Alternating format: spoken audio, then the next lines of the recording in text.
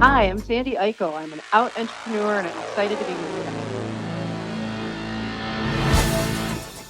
guys. Hello, Out Bosses. Rhodes Perry here, and welcome to this week's episode of The Out Entrepreneur, a weekly podcast where I get to interview today's most inspiring LGBTQ bosses crushing it in business.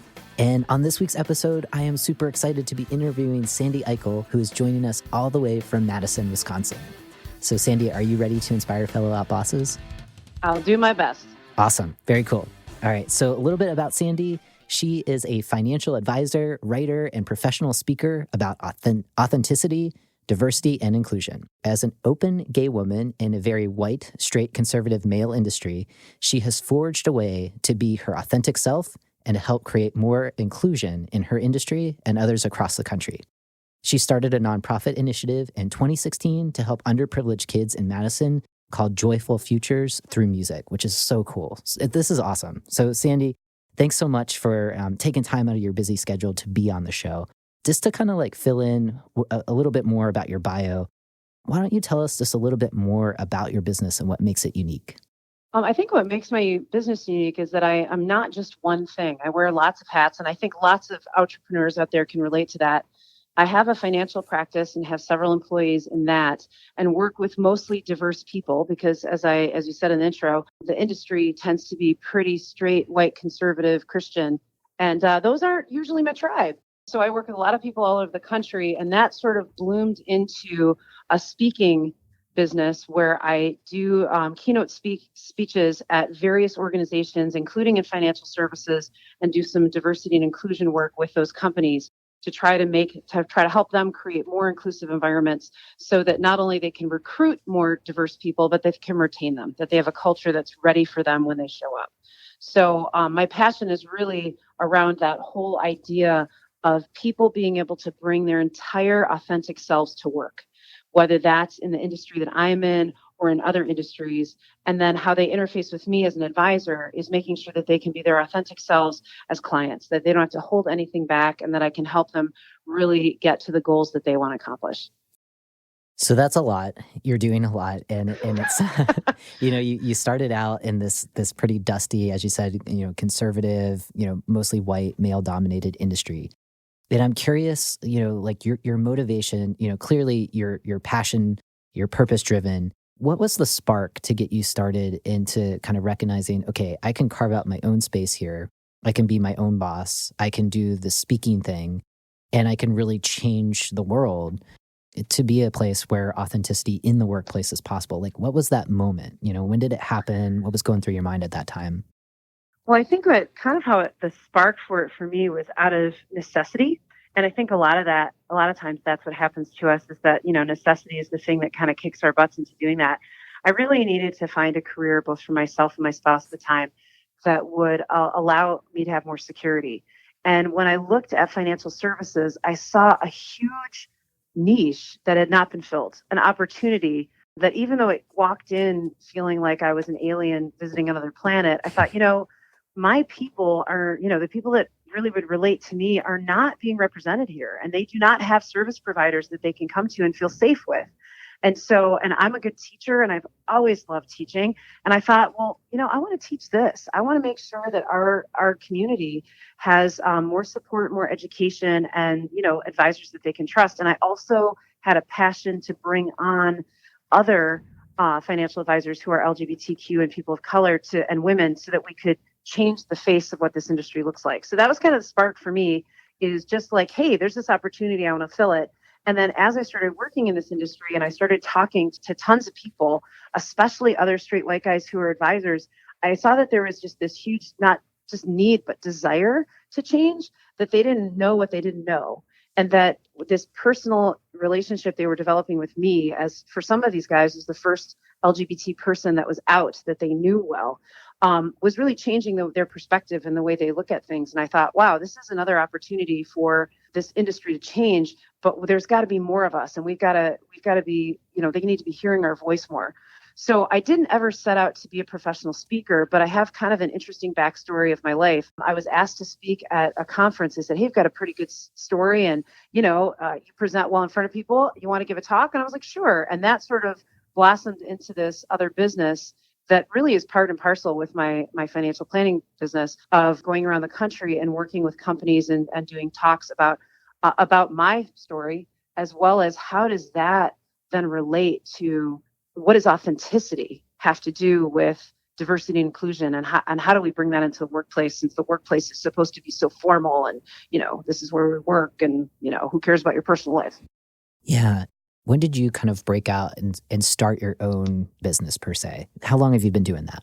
I've been a sole proprietor since 1993. So I had been a business owner teaching voice lessons. My background is in singing. And so I used to be a professional opera singer. And I started teaching voice lessons pretty seriously in the early 90s. And that was when I started as an entrepreneur. And, I think that most entrepreneurs can relate to this, and that you're sometimes not born, or you're not made, you're born. Like we just are always those people that are like, you know what, I could do this better than that, or I want to do that. So when I switched over and changed industries, I had to find something where I could still be the boss, because I did not want to. I'm a horrible employee. Yeah. Hopefully my employees don't think I'm a horrible boss, but I'm a horrible employee. And I'm like, I have to be in a place where I have some autonomy. So that was really where being an entrepreneur came from. It's really kind of always where I've lived and breathed. But then within the construct of financial services, that part of it, being my own boss, was a seamless transition. It's just that the industry change was obviously a big shift. Yeah, and it's interesting your journey. So you've been doing this for about 25 years, right? Like being your own boss in different ways. Yep. And you're blending it, right? As a professional opera singer, using that performance background to now being a keynote speaker, right? Or Right. and Yeah. and also just kind of leveraging knowing the basics of running a business, even though your industry has shifted. There's so many people that we interview on the show, and it's similar, kind of this zigzag path of creating that business that feels right in this moment of being purpose driven, doing good in the world. And it's clear that you're doing that. You're going out, you're talking, in the financial sector to a lot of leaders who need to know what they don't know, as you said, at creating a more inclusive environment. I'm curious for you, you had mentioned that you have a team. What are some things that you're doing in your business now that you kind of use as examples for those folks that you're talking to around creating these inclusive cultures? What I think that I do as far as for my own employees is I listen a lot, and I ask a lot of questions, and I let them feel like, that we're a team, as opposed to I'm the boss and they work for me. And in many ways, I feel like I work for them, because my team really runs me, which, it takes a village, they say, and it really does for me. But I talk to them a lot about what is the environment where they really thrive.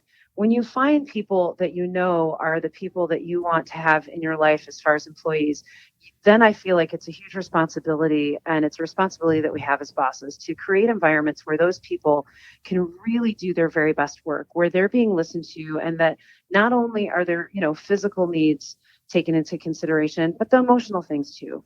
And as a financial advisor, I'm, a teacher all day. And I'm listening to people a lot and asking them questions and trying to find out what it is that makes them tick.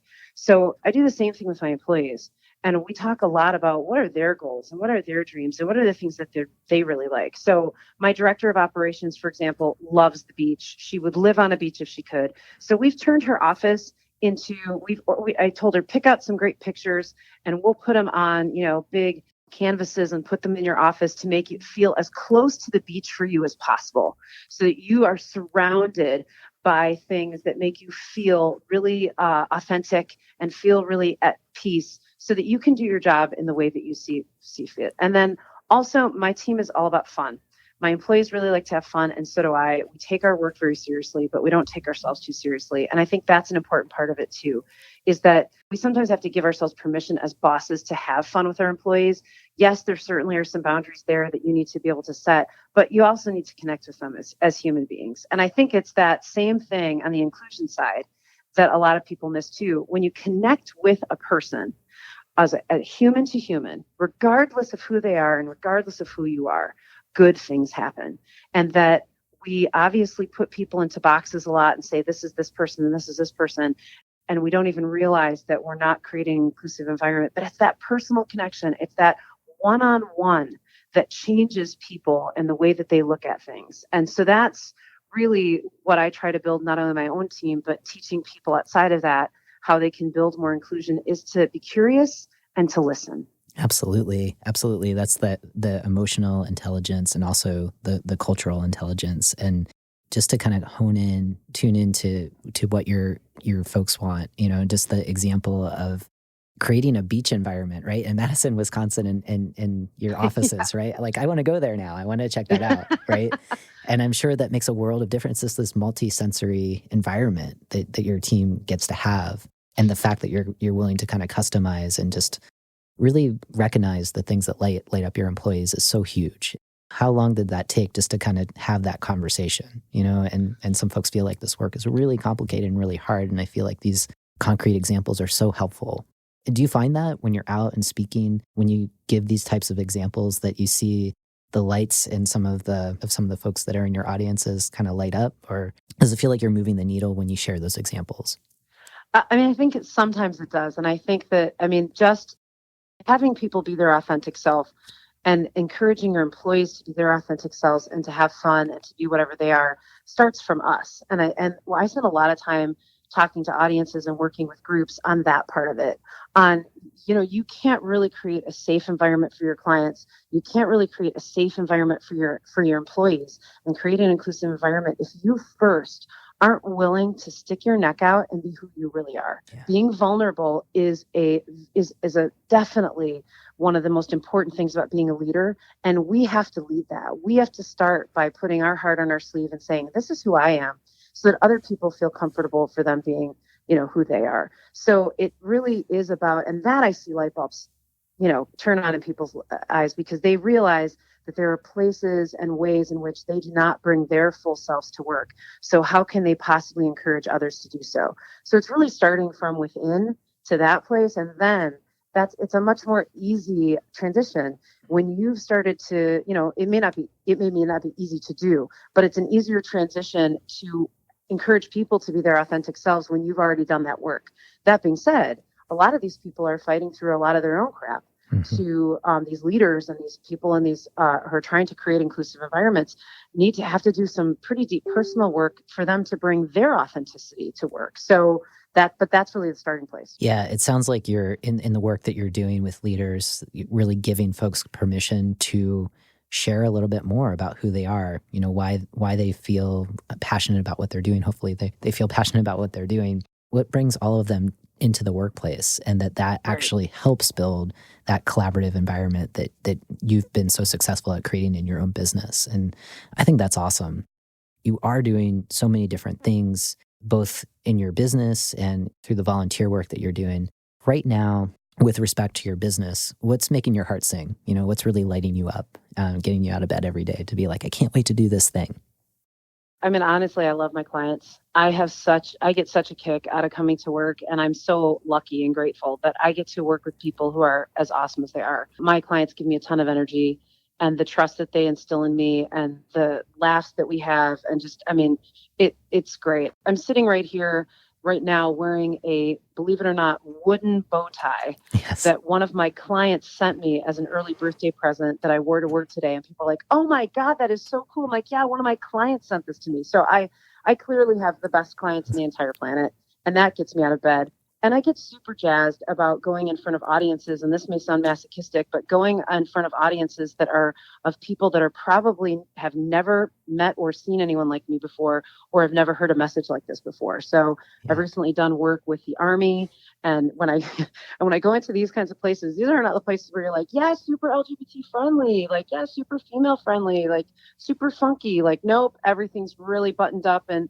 tight-laced. I love going into those environments and sharing things and see what comes from it, because even when I'm, super nervous about it, something amazing always comes from it that I did not expect. So the curiosity level for me of going into these different places and having these experiences with these audiences, and they really are very emotional experiences with these audiences, always yields something that I never could expect. So that's the stuff that gets me out of bed in the morning. So it's never a dull day. Yeah, you're definitely courageous, to go before audiences where you really don't know what to expect. And I'm sure you're a breath of fresh air for so many folks who, get to hear about kind of leadership from lots of people who might reflect the audience, right? And you're coming out with your wooden bow ties, just being who you are. And it's like, whoa, Thank you. Sandy's being herself. Maybe I can bring a little bit more of myself into my work.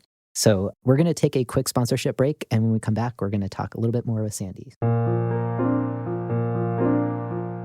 Hey, Outbosses, Rhodes Perry here.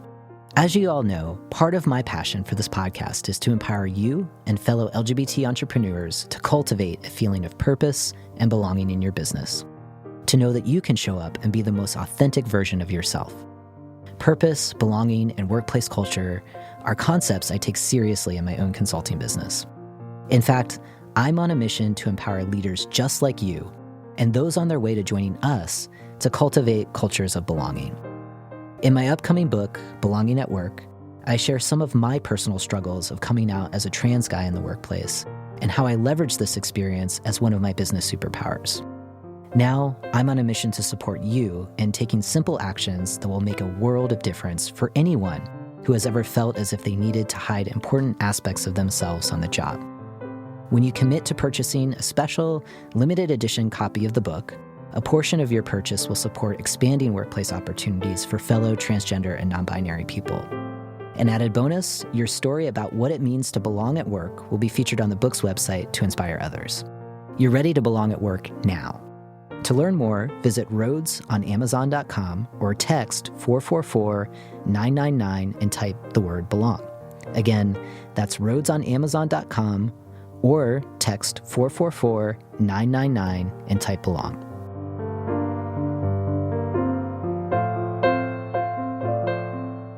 Okay, Sandy, so we're going to talk a little bit more about what brings you to the Rainbow family. The show is The Entrepreneur, so I love kind of talking about both the amazing things that happen to us because of our communities and some of the things that are challenging. And I was hoping that you could take us back to maybe a time where you were working for someone else, like before you became your own boss in 1993, or even in your own business where you felt like you had to veil or you had to cover some aspect of yourself because you were afraid of losing a client, or it just maybe didn't feel completely safe for you to, talk about your partner, talk about your family, talk about your identity. So is there something that comes to mind? And if so, could you share what that was and how you were able to work around it? Oh yeah, absolutely. I think that especially in this environment, there is a level of, am I really allowed to be out and successful? We don't have a lot of role models in that space. There have certainly been times, especially because I came out much older in life. I didn't really come out of the closet until I was in my late 30s, early 40s. And so there was a lot of trepidation of taking that leap. Even though I'm in Madison, Wisconsin, which is super LGBT friendly, I'm still one of very few LGBT advisors. So there were times when I had met with people where I was afraid to mention that I was gay. I was afraid to have a picture of my significant other out there. And one of the things that really comforted me in those moments is I have to, if I'm going to be successful, I have to work with my people. And if the people that are sitting in front of me either are not open to who I am or are not supportive of me, then they're not my people. And that's okay. That I don't have to work with everyone. I'm only out to work with the people that, it's like you can lead all the horses to water, but you can't make them drink. We as business owners are looking for our tribe. We're not looking for every single person, and we don't need to, because everybody's people are different people. So it's finding that was comforting for me. The other thing that about those experiences is that there certainly were times where I went toe to toe with people that were prospective clients, that when they either realized or I said something about me being LGBTQ, that they were like not interested. But there were other places and other times where I would be authentic about myself to a person that I thought maybe wasn't really feeling it. And then I would find out later that had an impact on them. I've even had people come out to me that weren't really out in their lives after they felt comfortable enough about how authentic I was with them and how vulnerable I was with them. I always, one of the things my wife says often is let people surprise you. Give people the opportunity to surprise you. And we can't give them that opportunity if we're not really able or willing to show who we are. I love that. Let people surprise you. And there's so much risk in that, right? Early on, when you realize, right, like you want to work with your tribe, you want to work with your dream clients, How hard was that to balance, to negotiate that? Because I know that there's a lot of people listening where it's like, yeah, I get that. I'm getting started in my business. I'm worried about cash flow. I'm worried, all Yep. of the things, right? But like, how did you balance it early on where you knew you have a lot of faith in yourself, you have a lot of confidence, and still there's all the stuff that pops up Right. in our mind. So how did you work around that? Well, I did start my business in Madison, Wisconsin as a financial advisor, knowing no one. So I'm not from here. I moved here in 2011 and I just started from scratch. So I definitely felt that of like, I have a mortgage payment to pay. I have all of these bills. I got to pay the rent. But I really tried to approach it as much as I could from a place of curiosity as opposed to from an emotional place. I kind of stepping back and watching like, I wonder how this is going to go, or I wonder how this person's going to respond. And that was a much better place for me to be. It makes the other person or other people that you're working with feel more comfortable and safe because you're not sending out desperate vibes, but also it separates you. You're not stuck in it. You're much more present, right? And you're watching things happen and you're noticing much more. And it's a much more beneficial experience for everyone. So I really tried to work on, I worked really hard. I worked lots of long hours, obviously starting my business and got lots of no's and lots of rejection, but tried to just stay in a place of curiosity of, okay, I'm in this new place and I'm doing this new thing and let's see how it goes. And maybe sometimes people will become clients of mine. Maybe they will become friends. Maybe they'll become both. Let's just like see what unfolds. And that curiosity piece for me is something that I think is so crucial. I mean, at least to my life, I try to approach most things that way. If I'm feeling really stressed out, or I'm feeling really worried and I'm fretting about something, I try to go, oh, okay, let's see if we can take this from the 30,000 foot perspective and see what else we might notice. Like, let's pretend we're like, watching this on television and see what else we might see so that you're not so embroiled in the emotion, because that's the hard part of when you're really trying to get cash flow going and starting a business. There's so much pressure and stress, but if you can just take a step outside, then you're in a better place. And we can do that usually with time, right? Oh, 5 years ago or 10 years ago when I did this, I can totally see what I was doing now. If we're able to flex that muscle sooner, it is so much more beneficial to our businesses. Yeah. Yeah. I like the way that you're describing curiosity here. It almost feels like some kind of business martial art, jujitsu, where you're kind of like using other people's force and kind of redirecting it. And I think that that's, with rejection in business, when you get the no's, I like your take on that, being curious about that. What kind of fact or what kind of clue does that lead to then finding where the yeses are or finding where your Mm-hmm. sweet spot in business is? And clearly you found that and you were patient in the beginning of just like, you have to work a little bit harder to get that kind of potential energy to turn into something that's actually moving. So I think that's really, really good advice. So thanks for just kind of walking us through some of the harder things that pop up just because we happen to be LGBT and business owners, right? Right.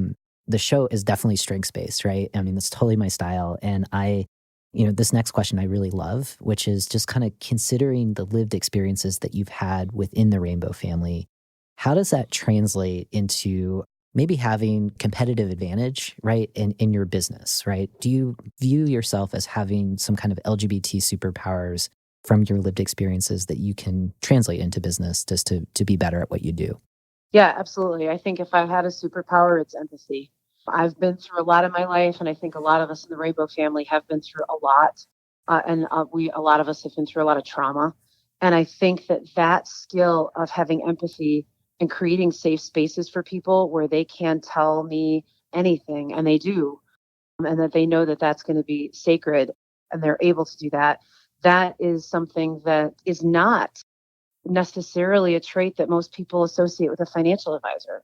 And that's not a relationship that they usually have with a financial advisor. So I mean, I definitely feel like that's my superpower because I mean, as I said before, I love my clients and they love me, and I don't work with people that I don't really care about. So that's kind of cool. So I don't ever have to come to work and say, oh, I got to talk to that guy. I get to talk to only people that I really care about them, and they know it and they feel it. And the same way, coming back at me. And a lot of the things that we in our community, I think, cultivate, because we are, in some ways, at least my generation, certainly, kind of forced to be more vulnerable and forced to be, kind of step out on your own and be the other. That is such a great benefit. I mean, that those courage skills, those strength skills, those resilience skills, and then those abilities to be of empathy and to have safe spaces for other people. That is so attractive in whatever business you are in. Absolutely. And full disclosure for the audience, I am a client of Sandy's, so I can definitely say that, the empathy that you have is so huge. And especially in the financial sector, I think, as someone who is part of the Rainbow family, it's really intimidating, right? To trust, number one, trust, and to seek out financial advisors that are really going to get your lived experiences. And I think what you're doing is so huge as you speak and as you talk to audiences and folks in the financial sector, kind of reflecting the experiences of your clients, like folks like me, where it's like, you may want to consider, a different approach to welcoming in more folks who might be a little bit different than yourself, because you're leaving money on the table if that's what motivates them, or if they just want to do the right thing. Yeah, I think that definitely is a superpower that I've seen in your work that is really attractive, in working with you. And so that's just a little advertising plug for you, but it's true. It's true. I mean, I see that, and I like what you said. Just kind of courage. Just having the strength to be yourself, and the resilience that comes from some of the not so great stuff that has potentially popped up in some of our lives. So kind of considering the challenges that we were talking about, and also like your superpowers. For our listeners who want to show up and be more authentic in their own work, whether they're starting their own business or they're thinking about it, what might you recommend for them, or to inspire them just to trust that they can be authentic in the work that they're doing? I would say just look at your life and look at the way you present in your business life, and see if there's anything that doesn't feel right. Like when I will often say that, and I've read this in several books, that the most authentic version of you was when you were somewhere around 5 or 6 years old. You didn't care and you were running around doing whatever. And that's really who we are. And then society teaches us that we have to be something else. So, in our personal lives, we often let our hair down with a group of friends and sometimes feel like we're a different person than we're going.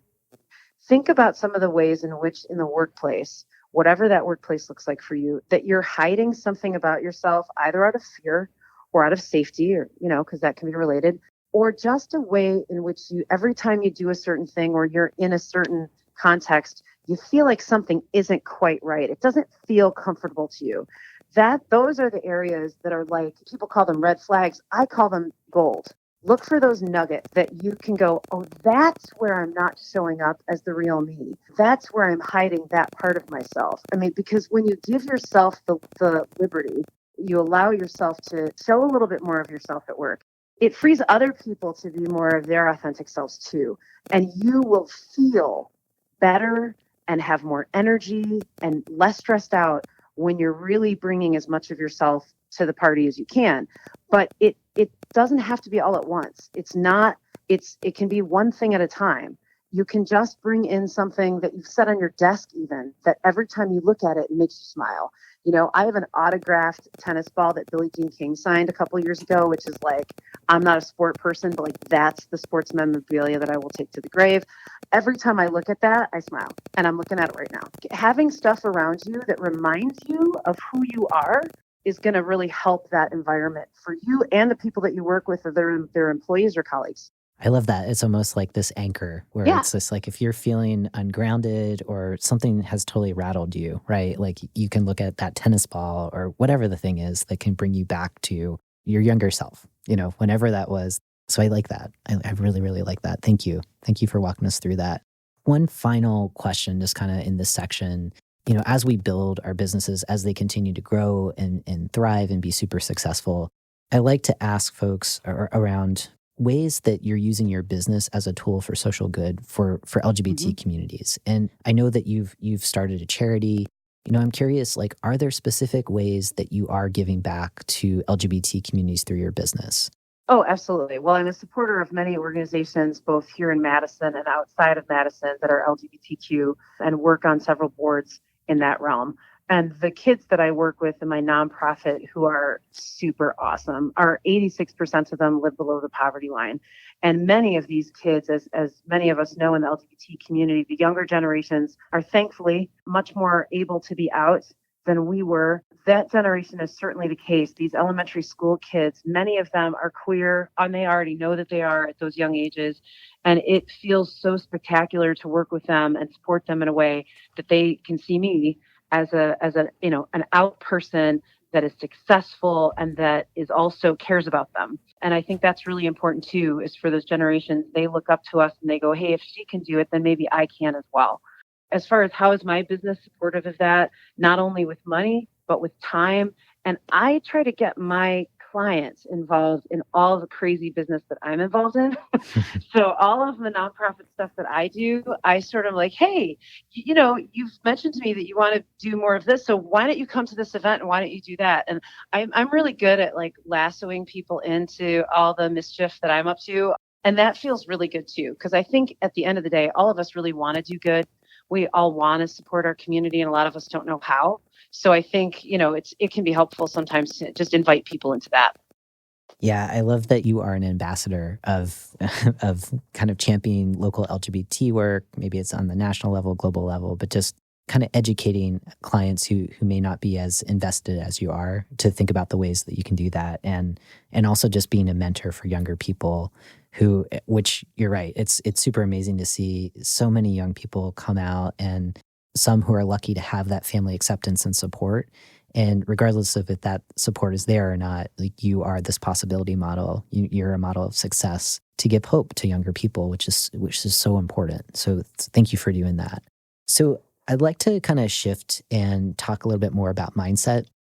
And I feel like you are a mindset master in a lot of ways. I know that you study the brain. And so I feel like you're going to offer a lot of good advice here. And I'm excited to hear your responses to some of these questions. The first that I have is this idea of imposter complex. And if you can go back to your younger self, in 1993, when you were getting started, you're set to do your own business. Like, how did you get around the thoughts if they popped up for you around, you're not ready yet, you're not good enough, who am I, da da da da da, all that self-talk? Well, I think then, again, I was fueled by necessity and by fear. I pushed through and I was really good at pushing through pain in my younger self of, okay, I may not think I'm good enough, but I'm going to do this because it needs to be done. And because, I want to start this business and I need to survive. But in my more recent years, I've learned to develop a relationship with myself that is vastly different than what I had when I was younger. And to be my own friend, I think kindness, we're pretty, our world right now doesn't have nearly enough of it, but we show kindness to other people easier than we do ourselves. And I think to really stop and befriend ourselves a little bit and befriend our mind a little bit. Our mind is, and Rhodes, you know this from talking to me, I really do read a lot of books about how the brain works and how emotions and how synapses fire. And that many of us have done the things that we do and treated ourselves the way that we treated ourselves internally. Those tapes of negative thoughts have been going on for so long that they've become second nature to our brain. And we actually have to really rewire our brain. Now, there's a lot of research that says we can, so that's cool. But we're stretching out and building a new synapse of being nice to ourselves so that, and there's a lot of talk that we can do on thought work, which I will not bore you to death with now, but just training your brain instead of being your critic to be your friend. And it comes from that place of curiosity, of stopping and noticing as opposed to believing. I don't have to believe every thought that my brain has. I have like 4,000 thoughts a day. Most of them, it turns out, aren't true, but I have the power to decide which thoughts I attach to and I believe, and which thoughts I don't attach to and I don't believe. And I choose to believe the positive ones. And generally, they're more true than the other ones anyway. So giving yourself, again, that curiosity and that distance to go, oh, I'm having that thought again that I've had my whole life, that maybe my mom or dad said to me or whatever, I'm not good enough or I'm this or this, that.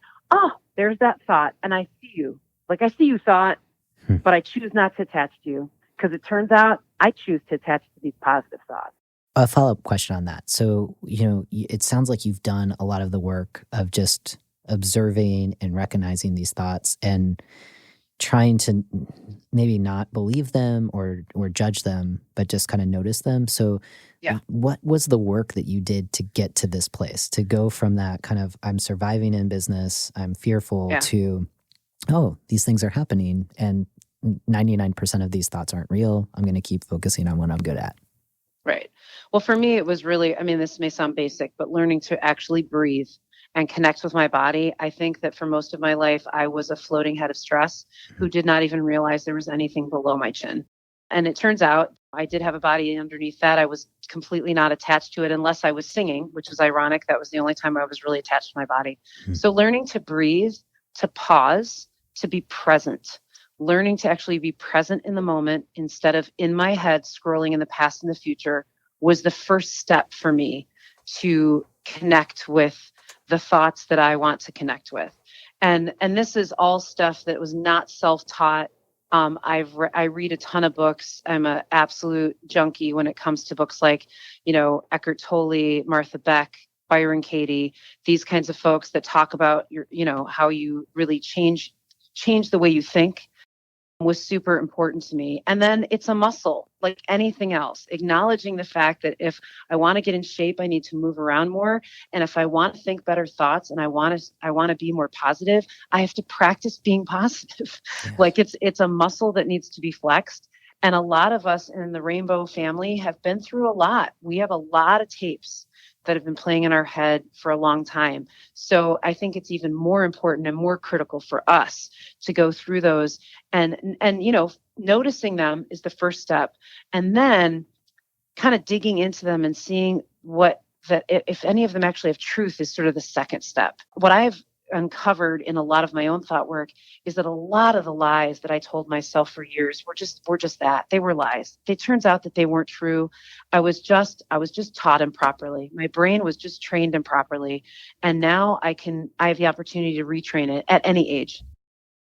This is super valuable. And I'm curious, as you've done that work, and I think even if it feels basic, this is complicated stuff, right? Where it's just like you have to intuitively being in the present, right? We're having this conversation right now. We're both really focused on what we're talking about. And we're in a world that we're constantly distracted. So I'm curious, like, as you were doing the work, did you have mentors or folks in your life that were further on the path that helped you kind of notice that, hey, Sandy, like you're kind of creating this, you're in your mind most of the time. Like, how did you have this breakthrough? Or was it just through reading the books and doing the work yourself, or were there models in your life that helped you? Oh, yeah, I think absolutely. I don't think any of us accomplish anything without other people. We're all in this big boat of life together, and sometimes we paddle and sometimes we coast because we need to. So I've been super blessed in that I have lots of people around me. And when I first moved to Madison, I met a bunch of people that I was so attracted to them as friends because they were really grounded. And I think, you hear that old adage of you are who you are the people you hang around and the books you read. And I think that's really true because I gravitated towards those people. And so that when I was really struggling, I had some resources to go to them and say, hey, you seem, even if I didn't really know them very well, because some of them, when I first met them, I'm like, you seem really grounded. And I'm not. And I'm working on this. What are things that were helpful to you? And that's where a lot of it, again, leaning on people who maybe are farther along in the journey or just a different part of their journey that can help. And sometimes, like I said, sometimes we're the ones paddling and we're the ones leading and people are leaning on us. And sometimes we need to lean on other people and to give ourselves the permission to ask for help. I think for me, that was something that I had to fight through, is that I can do everything on my own. Like, no, actually I can't. And it's okay. I don't have to do everything on my own. So finding those other people that think of the people in your life right now who make you feel the happiest and make you feel the most comfortable with yourself, and start from there. And then remember how those people make you feel when you're by yourself and try to be that person to you. If a friend was asking you these questions, how would you answer them? Because the chances are you'd answer them with much more kindness and patience than you do your own self. Yes. I love that you keep returning to that, be kind to yourself, just as kind to your best friend. You reflect that to yourself. I think that's so important. And sometimes I know for myself that can be really hard. I feel like I'm my own worst critic. So So thank you for that. And on that topic of help, so you talked about reaching out to these close people in your life. When do you know to do that when you're in business? And what's your general, I mean, do you have kind of a tried and true approach? Like, I am stuck, I'm going to go to these like Yeah. people that I trust, or like, what does that look like for you? Well, for me, it's pretty organic. I don't necessarily say that I have a tried or true, method, but people, I mean, I believe this. When we take the leap to do anything in our lives, whether it's be our authentic self or start a business or be true to ourselves or whatever, when we take that leap and take that risk, the universe converges to support us. Okay. And the things that we need and the people that we need sort of show up. And I know that sounds really mystical and magical, and it kind of is. So think back to your life whenever you did something that was really difficult and think of the people that just sort of appeared when you needed them. So we have to show up ready, I think, to be vulnerable and ask for help. And our guides will show up. So I have a lot of, not only do I have a lot of friends, but sometimes it's people who are clients of mine where we really connect, and they'll come to me when they're stuck, and I'll go to them when I'm stuck. And, I've created kind of a little posse of female entrepreneurs, some of them being LGBT and some of them being straight. And we really support each other and cheer each other on when we're doing our things that are really putting ourselves out there. And then we also lean on each other. But it started from a place of vulnerability for me, of saying, hey, I've noticed that you seem to do really well with that, and I'm stuck here. And then I also have other mentors. And like, I'm thinking of a specific person who's a friend of mine who is an out business person. And she is someone that every time I'm stuck in my business, I say, I just need to take you out to lunch, and I need you to tell me what my next big thing is that I have to do. And she always throws a challenge at me that I'm like, okay, that seems weird, but I'll do it. And it always takes me to a place where I go, wow, that was cool. So when you look around you, realize that not only do you have all the answers inside yourself, but you also have way more resources around you than you ever know. You just need to sort of lean out there and you'll find them. Yeah, I definitely believe in that. It's probably my more woo side, right? But there's something magical about, I need help here, and this is where I want to go, and I'm not quite Yep. there yet. And the more clear that I get on where I want to be, people, programs, things, online, whatever, they start to appear. Maybe Facebook is listening to me. I don't know, Yeah. but but they start to pop up, right? And it's Yep. pretty cool, that the magic of the universe in that way. I mean, it sounds like you have this kind of, maybe it's a more formal mastermind with other women entrepreneurs that you're working with, and you had mentioned mentors. I mean, do you have a business coach, or have you ever been coached in the past? Is that something that has worked for you, or kind of what's your take on that? Yeah, absolutely. I do work with a coach, and I have for years. And I work with someone that not only helps me on where my business is going, but more importantly, on the thought stuff, on the stuff that gets in the way. Because I'm a believer in the quote of, if you get the inside right, the outside will fall into place. And so a lot of the work for us as business owners, we're constantly looking, because we're problem solvers and we have to be, and we're thinking about very practical things. But we do have to stop and pause a bit and make sure that we're doing that inner work, because it touches everything else outside of us. So I do work with a coach and have for years. And I think that's really an important part of it. And I value that time, because I think it really puts me, it hits the reset button for me when I'm not feeling like I'm doing my best.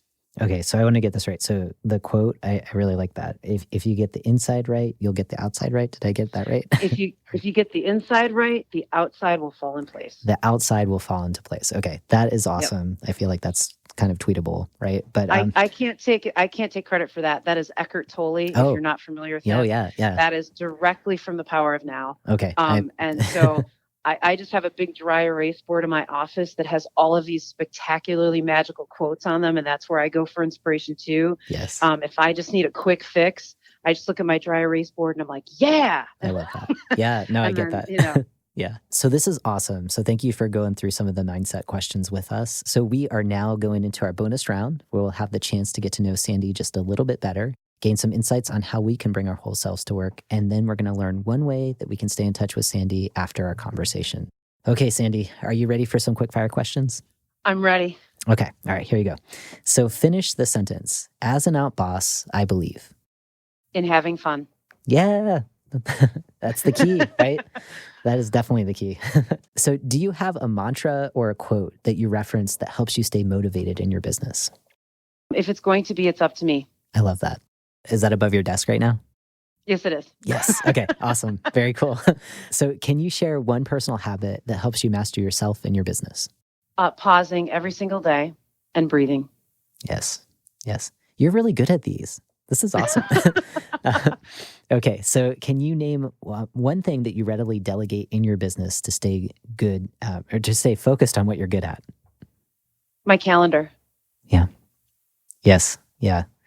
That and when you got started in your business, how quickly did you delegate that out? I did it longer than I wanted to, but I tried to, this may sound silly, but I tried to pretend I was someone else when I was doing it.